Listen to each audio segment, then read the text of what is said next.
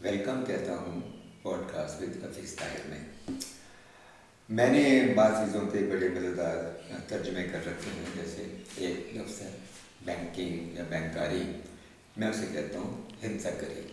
Accountancy سے تعلق ہے تو ہنسا کری. اس طرح شاعری کا میں نے اپنے حساب سے ایک کر رکھا ہے ترجمہ، وہ ہے حرف کری یا الفاظ کری. تو میرے جو آج مہمان ہیں وہ بینکار بھی ہیں، شاعر بھی ہیں، یعنی وہ ہنسا گر بھی ہیں اور وہ حرف کر بھی ہیں. تو آئیے ہم ملاقات کرتے ہیں خبر جس حساب سے. جی خبر صاحب. السلام علیکم. وعلیکم السلام. کیا حال چال؟ الحمدللہ بالکل ٹھیک. آپ سنائیں؟ میں بالکل اچھا ہوں اور آج آپ ماشاء اللہ بڑے خوبصورت اور بہت شکریہ، بہت شکریہ آپ کا. بڑے ہینڈسم لگ رہے ہیں. بہت شکریہ آپ کا، بہت شکریہ. تو میں نے کیونکہ آپ کی بینکاری کا ذکر بھی کیا اور آپ کی شاعری کا ذکر بھی جی کیا، بالکل. اور آپ کی میری دوستی اتنی پرانی اور اتنی مضبوط رہی الحمدللہ. الحمدللہ. تو میں سب سے پہلے آپ کے نا بینکنگ کیریئر کے بارے میں بات کرنا چاہوں گا، ضرور. کیونکہ لوگوں کو بڑا انٹرسٹ ہے کہ بینک کیسے کام کرتا ہے کیسے؟ اور بینک کی ورکنگ کیسی ہوتی ہے، وہ ہمارا پیسہ جو لیتے ہیں وہ کہاں لگاتے ہیں اور ہمیں وہ پروفٹ کیسے ملتا ہے. سب سے پہلے تو آپ اپنے ویسے بینکنگ کیریئر کے بارے میں بتائیں جی. کہ آپ نے کس طرح اس خارزار میں وقت گزارا. سب سے پہلے تو میں یہ بتانا چاہوں گا کہ ماسٹرز کے بعد جب میں واپس چلا گیا بہاولپور اپنے گھر میں، تو اس کے بعد جاب کی تلاش شروع ہوئی. تو سب سے پہلے مجھے کالونی ٹیکسٹائل ملز میں ایڈمنسٹریٹو اینڈ ویلفیئر آفیسر بنایا گیا. تو وہاں میں نے جاب شروع کر دی. اس کے بعد میرے والد صاحب نے مجھے ایک دن بلا کے کہا یار یہ پرائیویٹ نوکری نہیں صحیح، کچھ سرکاری نوکری کرو. تو بائی چانس انہیں دنوں میں بینک نیشنلائز ہوئے تھے 1 جنوری 74 کو. تو میں نے کہا چلیں ٹرائی کرتے ہیں. تو حبیب بینک کی آئی ایڈورٹیزمنٹ، اس میں اپلائی کر دیا. تو اس میں انٹرویو دیا، پاس ہو گئے. ٹیسٹ دیا پہلے، ٹیسٹ کے بعد انٹرویو ہوا. اس کے بعد انہوں نے کہا جی آپ کا کراچی فائنل انٹرویو ہوگا. تو کراچی کبھی دیکھا نہیں تھا، تو میں نے کہا چلو جاتے ہیں. کراچی دیکھائیں گے، نہیں ہوگا تو نہیں ہوگا، جاب تو ہے. کراچی گیا تو وہاں بھی سلیکشن ہو گئی الحمدللہ. انہوں نے ایچ آر ہیڈ نے بہت ٹرایا کہ آپ کو جنگ بھیج دیں تو کوئی مسئلہ تو نہیں ہے. میں نے کہا نہیں جی کوئی مسئلہ نہیں ہے، نوکری کرنی ہے تجھے کہیں بھی کر سکتے ہیں، ہم بھی گھر میں نہیں ہیں. تو الحمدللہ اس طرح وہاں سے کالونی ٹیکسٹائل ملز کی جاب چھوڑ کے، جو 450 پہ مجھے ملی تھی پہلی، بینک نے 345 پہ لیا مجھے. لیکن چونکہ والد صاحب کی خواہش تھی تو میں نے منظور کر لی وہ جاب اور جوائن کر لی. کراچی میں 6 مہینے ٹریننگ تھی وہ کی. تو اس کے بعد پوسٹنگ بھی بائی چانس بہاولپور میں ہی مل گئی. اچھا واہ واہ پہنچی وہیں پہ جہاں کا خمیر تھا. تو اس طرح سے میرا کیریئر سٹارٹ ہوا. اچھا، تو اس کیریئر نے آپ کو ہمارا گردی نہیں بہت کرائی؟ جب بہت. تو آپ کہاں کہاں گئے اس کیریئر کی شروع میں جو میرے زونل چیف تھے کیسر جعفری صاحب مرحوم، انہوں نے مجھے ریلیونگ پہ رکھ دیا. اچھا. اور وہ مجھ سے تقریباً 1 سال ریلیونگ ہی کراتے رہے. بہاولپور زون کی جتنی برانچیں تھیں تقریباً انہوں نے مجھے گھمایا. اچھا. ایک دن میں ان سے پاس جا کے گلا کیا، میں نے کہا سب کو آپ نے پوسٹ کیا. مجھے کہتے بیٹا تمہیں کام سکھا رہا ہوں ذرا، آپ ان سب سے آگے نکلو گے. اور الحمدللہ بڑا اچھا ہوا، کام سیکھا. اور 3 سال کے بعد پھر بہاولپور کی برانچ میں رکھا مجھے. 3 سال بعد مجھے مینیجر پروموٹ کر دیا گیا. اچھا. تو وہاں سے پھر مینیجر. ٹاپ پوسٹ کیا رہی اس میں اسسٹنٹ وائس پریزیڈنٹ لاسٹ میں. اچھا ماشاء اللہ ہے نا. اور چلیے مان لیتے ہیں اگر ویسے وائس پریزیڈنٹ ہو جاتے تو پھر کیا کرتے؟ ہو جاتے تو کیا کر لینا تھا لیکن نہیں ہوا. اصل میں ہمارے علاقے بہاولپور میں ایک خامی بہت بڑی ہے کہ وہاں پنجابی سرائکی کا بڑا مسئلہ ہے. یہ بڑا یار ایشو ہے. مجھے اسسٹنٹ وائس پریزیڈنٹ بنے ہوئے 13 سال گزر گئے، میری پروموشن نہیں کی گئی وہاں پہ. ایک دفعہ جب لاسٹ پروموشنز ہوئیں تو ملتان سرکل آفس تھا. میں نے اپنے سرکل چیف صاحب سے کہا کہ سر میری پروموشن نہیں کیا آپ نے، جبکہ میں نے تمام ٹارگیٹس کیے ہوئے ہیں. تو آپ نے ملتان کے مینیجر حسین اگے کی پوسٹنگ کر دی جس کا ٹارگیٹ بھی نہیں تھا. تو مجھے کہتے ہیں چشتی بات سنو، وہ سارا دن ننگے پاؤں برانچ میں بھاگتا رہتا ہے. تو میں نے کہا یہ کون سا کرائیٹیریا ہے؟ ٹارگیٹ نہیں ہوا، کچھ نہیں ہوا، آپ نے اس کو پروموٹ کر دیا کہ وہ ننگے پاؤں بھاگتا رہتا ہے برانچ میں. یہ سرائکی اور پنجابی کا معاملہ تو بڑا پرانا چل بہت پرانا ہے، اور اس کا حل تو مجھے تو مستقل قریب میں کوئی نظر کہیں نہیں نہ، آتا، بالکل کیونکہ نہیں، لوگوں کے اپنے ویسٹڈ انٹرسٹ جڑے ہوئے ہیں صحیح کے ساتھ، صحیح، اور اس کو وہ بوقت ضرورت اس کو ایکسپلائٹ کرتے ہیں اور اپنے مقاصد حاصل کرتے ہیں، ورنہ ٹھیک ہے ہم پاکستانی ہیں، محبت کرتے ہیں، پیار بالکل کرتے ہیں، سب کچھ ہوتا ہے، اور میں پنجابی ہوں تو سرائکی ہیں، ساری کتنی پرانی جا رہی ہے، کوئی 50 سال کوئی تو نہیں، بالکل. تو ان چیزوں سے ہمیں اباہ ہو کے ہم دیکھنا نے کبھی اس کا چاہیے. گلہ نہیں کیا، اس کا گلہ میں نے بینک میں بھی کبھی نہیں کیا، لیکن جو کچھ وہ کرتے ہیں وہ دکھ ہوتا تھا، دل دکھتا تھا. دکھ تو پھر میری جب لاسٹ پوسٹنگ ہونی تھی، ریجن کی سب سے بڑی برانچ تھی بہاولپور فرید گیٹ برانچ، اس کے لیے مجھے انہوں نے ایک ہفتہ بلا کے ریجنل چیف اور مینیجر جی ایم آپریشنز کہ چشتی تو حاصل پور چلا جا، بڑی اچھی برانچ ہے، چشتی تو فلان جگہ چلا جا. میں کہ جی میں سینئر موسٹ ہوں، مجھے یہ برانچ کیوں نہیں دیتے آپ؟ اور نہیں یار سے تیرا بھلا. میں نے کہا جی میں نے بھلا نہیں کروانا، مجھے یہ برانچ دی جائے. اور میں نے لڑ کے لی، لیکن رزلٹ کیا ہوا؟ مجھے بڑا نقصان اٹھانا پڑا. پھر آپ اسی کیریئر کے سلسلے میں ملک سے باہر بھی تو گئے. ہمارے ابھی بینک سے پہلے کراچی سے لوگوں کی پوسٹنگز ہو جاتی تھیں. تجمل حسین صاحب جو بعد میں بینک آف پنجاب کے چیئرمین بھی بنے تھے، وہ جب ممبر بورڈ بن کے آیا حبیب بینک میں، تو انہوں نے کہا یار یہ کی مذاق ہے، کراچی سے کیوں جاتے ہیں، باقی پاکستان والے کیا ہیں، سوتیلے بچے ہیں. تو انہوں نے پھر پاکستان بیسس پہ سلیکشنز کی. ملتان ریجن سے جب پہلا انٹرویو ہوا میرا ملتان ریجنل آفس میں، تو 30 لوگ تھے، اس میں سے انہوں نے 10 ریکمینڈ کیا، انہوں نے میرا نام آ گیا بائی چانس.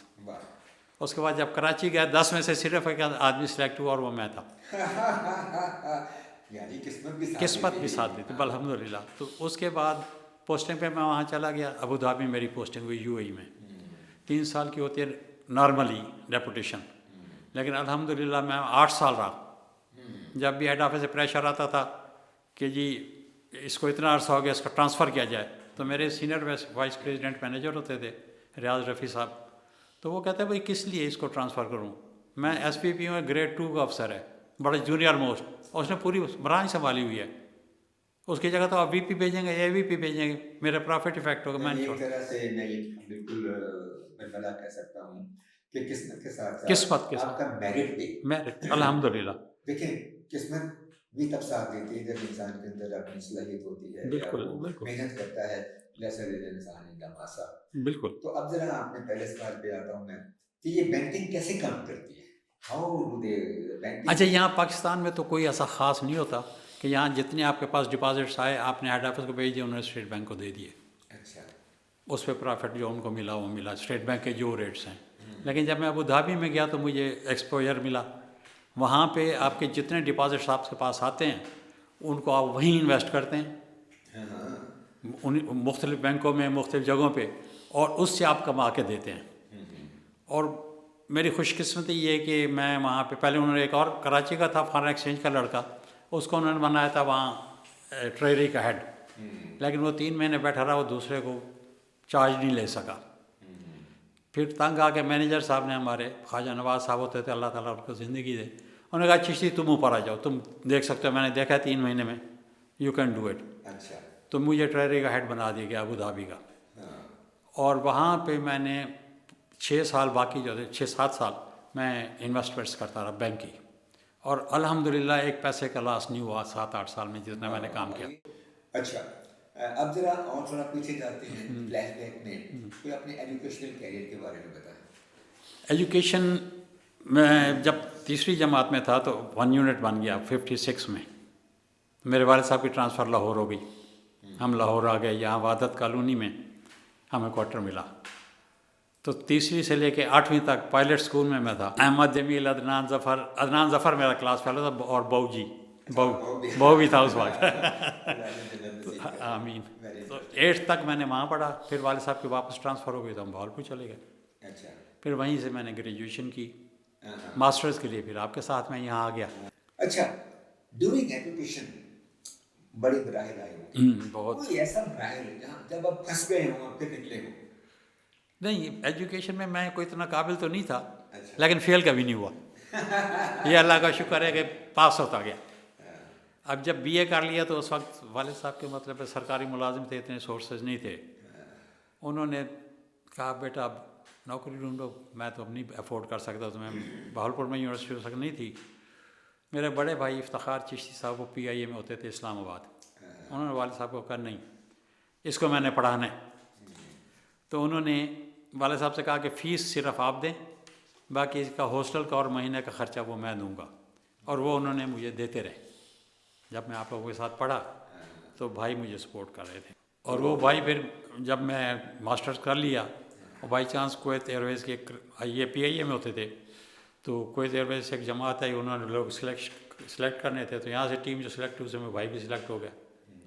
تو وہاں اپنی ریٹائرمنٹ کے بعد بھی 15 سال انہوں نے رکھا ہے کہ جی ٹھیک ہے آپ چلتے رہیں. کچھ سال پہلے یونیورسٹی میں کسی لڑکی سے عشق ہوا؟ آپ نے دیکھا کبھی نہیں ہوا. اچھا شائی تھا میں بڑا یار.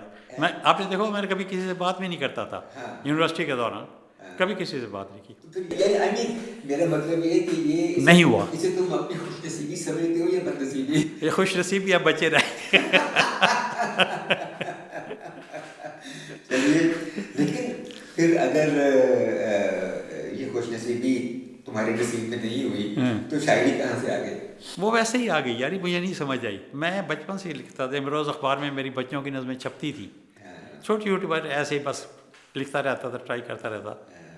اور بس تب سے چلا گیا کہ کلاس 6-7 سے یہ سلسلہ چل رہا ہے. چلیے ہم ایسا کرتے ہیں، ہم اس پہ بحث نہیں کرتے، ٹھیک. ہم آپ سے کوئی غزل سنتے ہیں. چل بھی پڑیں گے دیکھنے کوئی ڈگر تو ہو، صحرا کے پار کوئی وفا کا نگر تو ہو.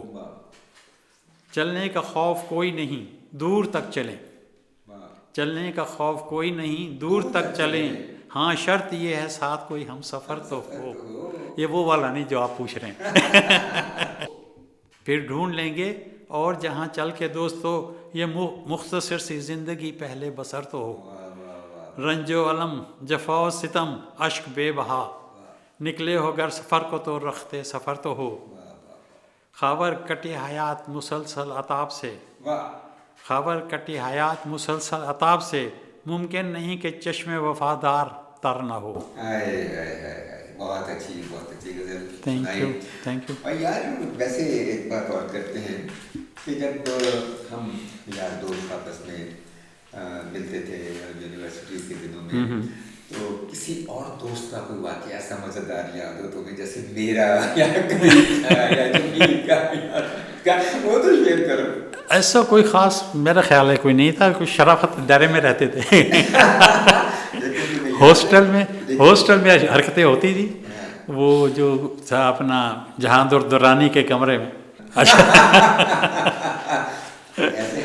ہوتے رہتے. ویسے بڑا اچھا ٹائم گزرا یونیورسٹی میں. تمام دوست بڑے اچھے تھے. اسپیشلی جب کینٹین پہ بیٹھ کے ہوتی ہلا گلا ہوتا تھا، وہ تو آپ کو بھی یاد ہوگا، سموسہ اور چائے کے ساتھ. ہم ایک دوسرے سے سگریٹ لے کے بالکل ہوتے تھے. ول سگریٹ ویلز ہمارا فیوریٹ تھا اس وقت ہوتا تھا. میں تو اپنے پاس سے تو پیتا نہیں تھا اور میں دوسروں سے مانگ کے پیتا تھا کہ ایک سگریٹ تو دینا. ہم کباب کھاتے تھے چھوٹے سے ڈھابے سے. ہاں بالکل. چائے اور کیا بہت زبردست، بہت اچھا ٹائم تھا. اچھا یہ بتائیے کہ زندگی جو ہے، زندگی کو آپ ڈیفائن کیسے کرتے ہیں؟ زندگی بہت خوبصورت چیز ہے اگر اس میں کوئی رکاوٹیں نہ آئیں تو. اچھا. ہاں میں نے ایکسپیرینس کیا ہے بڑا ڈیفیکلٹ ٹائم اپنی زندگی میں. اور وہ جو کہتے ہیں نا کہ یہ شیرازہ بکھرنا، میں نے اپنے گھر کا شیرازہ بکھرتے دیکھا ایک دفعہ. اس کے بعد کوئی یار دوست کوئی نہیں جو میرا کلیگ، کوئی جو مجھ سے ملتا مجھ سے بات کرتا. That was very difficult time. تو بس اللہ کا شکر ہے گزر گئے وہ دن، اب اچھے دن آ گئے. میں نے بھی یہی محسوس کیا ہے کہ بہت کم ایسا ہوتا ہے کہ لوگ مشکل کے وقت آپ کے کام آئیں. بالکل. اور اکثر لوگ جب آپ کو مشکل میں دیکھتے ہیں وہ منہ پھیر لیتے ہیں، وہ بکھر جاتے ہیں، منہ پھیر لیتے ہیں اور اسی وقت تک آپ کے ساتھ ہوتے ہیں جب تک آپ کسی جگہ پہ کھڑے ہوتے ہیں یا ان کو ویلکم کرتے ہیں. بالکل ایسے میں نے تو ایکسپیرینس کیا ہے اور that was very difficult time for me. مگر زندگی پھر بھی زندگی خوبصورت ہے. بالکل ہے. یہ تو میں کہہ رہا ہوں، میں یہی کہا ہے کہ زندگی بہت خوبصورت ہے. یہی آ جاتے ہیں، یہ بھی پارٹ آف لائف ہے. لیکن میں نے یہ ڈیفیکلٹ ٹائم دیکھا تو مجھے پتہ ہے کہ کیا کیا ہوتا ہے. میں نے بھی بڑا مشکل وقت کاٹا، ہوگا بہت اچھا وقت کاٹا الحمدللہ. اب میرا بڑا اچھا وقت ہے. سوچ نہیں سکتے میرے. اوور آل کوئی ریگریٹ تو نہیں؟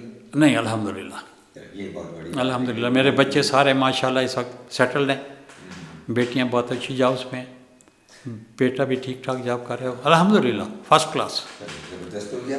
اور تو وہ سارے دکھ جو تھے وہ دھل گئے ہیں میرے. اور اب سے ہمیں تو خوشی یہ ہوتی ہے کہ ہم ایک دوسرے سے دکھ کی بات کر سکتے ہیں. ہاں بالکل کے کام بھی آتے ہیں. اچھا یار، ایک پرانی محاورہ ہم سنا کرتے تھے بڑوں سے بھی کہ جوانی مستانی ہوتی ہے اور بڑھاپا لانتی ہوتا ہے.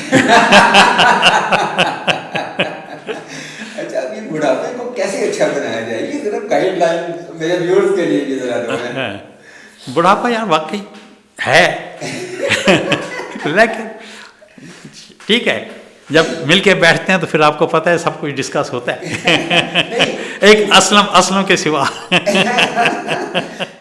کوئی ایسے گر ہمارے ذہن میں اگر آئے ہوں کہ بڑھاپے کو کیسے شادمان بنایا جائے اور اس وقت کو کیسے گزارا جائے. یعنی میرا خیال یہ ہے کہ اگر ہم اپنے آپ کو خوش رکھیں اور دوستوں سے ملتے رہیں اور دوستوں کے ساتھ رابطے میں رہیں، بالکل، اور ملاقاتیں کرتے رہیں اور واک کرتے رہیں، یہ زندگی کا حاصل ہے. یہ پڑھتے رہیں اور اللہ کو یاد کرتے رہیں تو اچھی گزر جاتا ہے. الحمدللہ بالکل بالکل. اچھا، بڑھاپا کوئی بری چیز نہیں ہے.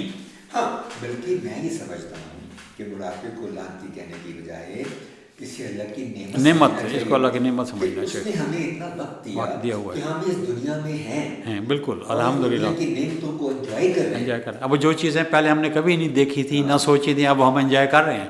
ہم دیکھ رہے ہیں وہی کہاں ایک کالا سا بڑا سا فون ہوتا ہاں، تھا اور کہاں یہ وہ بالکل اور کہاں ٹرنک کال بک کرایا کرتے تھے انگلینڈ بات کرنے کے لیے 1 منٹ کی 2 منٹ کی بالکل. ٹرنک کالز ہوتی تھی، گھنٹہ گھنٹہ بیٹھے رہتے. آپریٹر کی آواز آتی تھی کہ جناب بس بند کریں.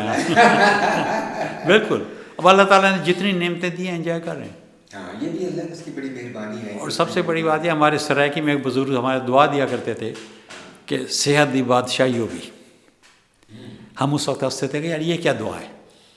اب بڑھاپے میں آگے پتہ چلتا ہے کہ صحت سب سے قیمتی چیز ہے.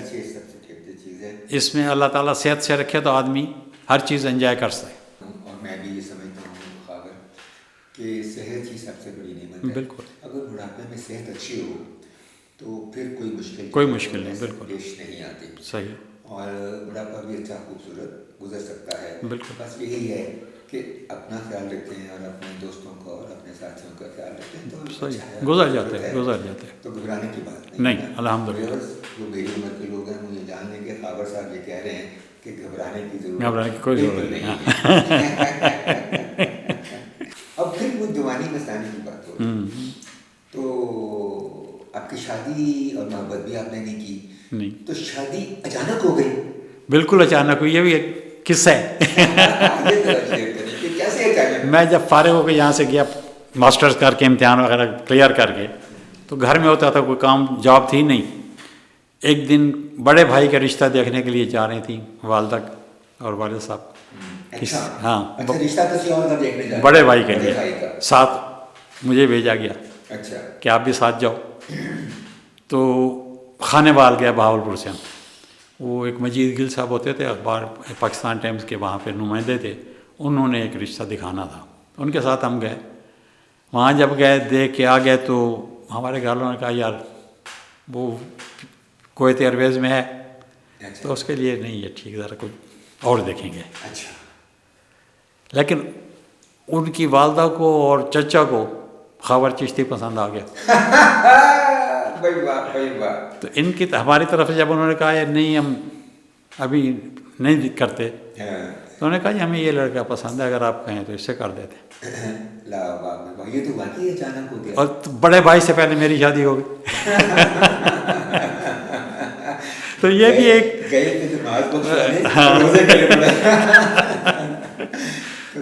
ایسا میں آپ کو بتا رہا ہوں کہ ایسا بھی ہوتا ہے. لیکن یہ خوبصورت حادثہ ہے. یہ خوبصورت ہے اور بہت اچھا رہا الحمدللہ. لائف بڑی اچھی گزری الحمدللہ. اور اچھے آپ کی اولاد بھی اچھی ہے الحمدللہ. بہت اچھی تربیت کی ہے اس نے اولاد کی. ہم تو بینک والے صبح جاتے تھے رات کو آتے تھے. تو اس خوشی میں ایک غزل اور ہو جائے. کاش تیرے قریب ہو جاؤں، کاش تیرے قریب ہو جاؤں، میں بہت خوش نصیب ہو جاؤں. واہ واہ.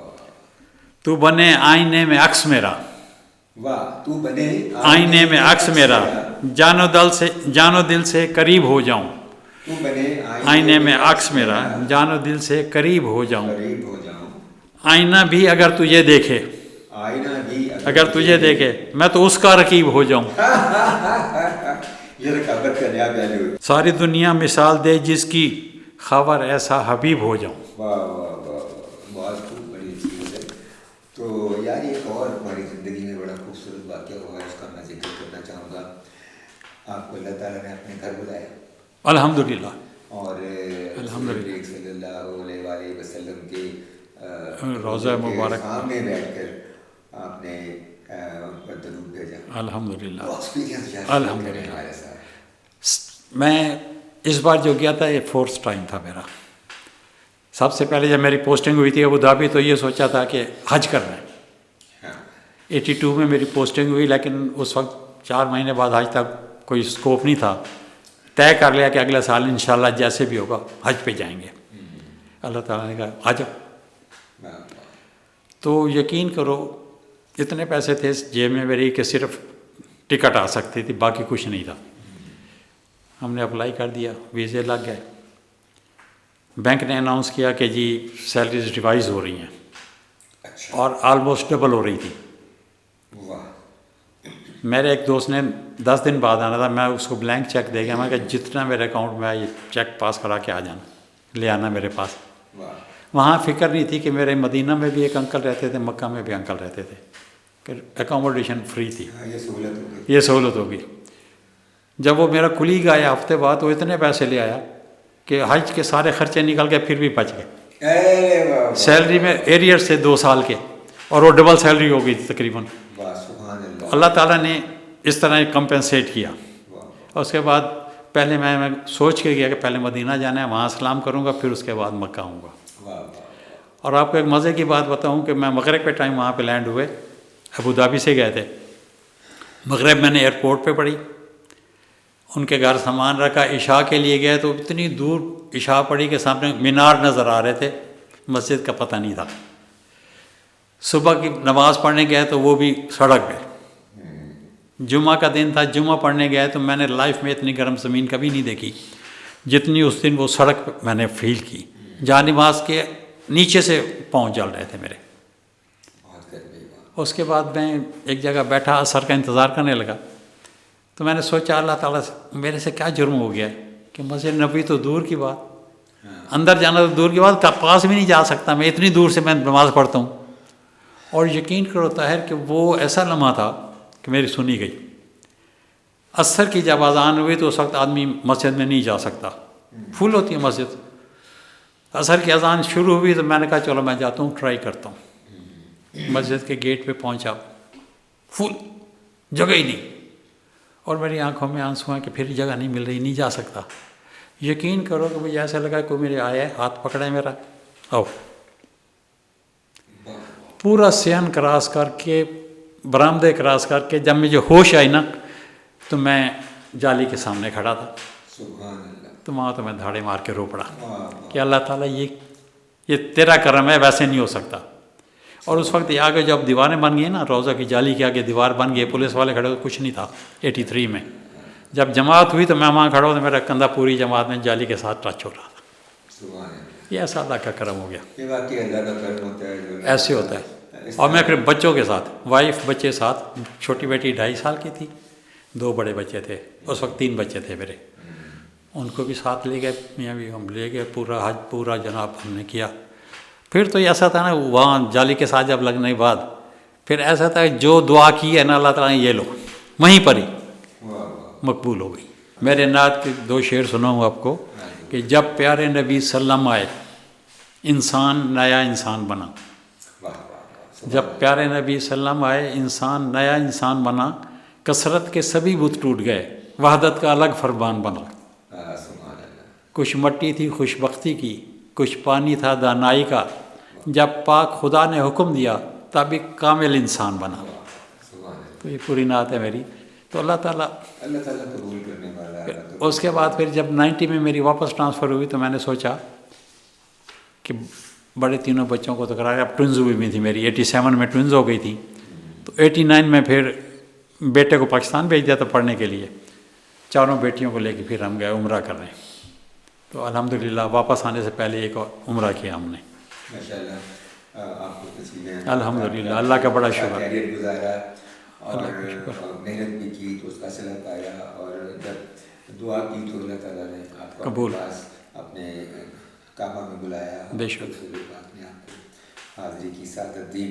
تو ویورز، آج ہم نے قمر چشتی صاحب سے ملاقات کی جن سے ہماری 50 سالہ دوستی ہے. ماشاءاللہ اللہ دوستی کو قائم رکھے، اور ان کی اسٹرگل کے بارے میں جانا، اور ان کے جدوجہد کے بارے میں جانا، بینکاری کے بارے میں جانا، اور ان کی شاعری سنی، اور ان کی نعت سنی. اللہ تعالیٰ ان کو اور توفیق دے اچھی شاعری کی اور اچھی نعت کہنے کی. آمین. اور ویورز، اگر آپ کو میرا یہ پروگرام اچھا لگا ہو تو اس کو شیئر کیجیے، لائک کیجیے، اور بیل آئیکن کو ایسے ٹچ کیجیے. انشاءاللہ پھر ملاقات ہوگی. خدا حافظ. اللہ حافظ.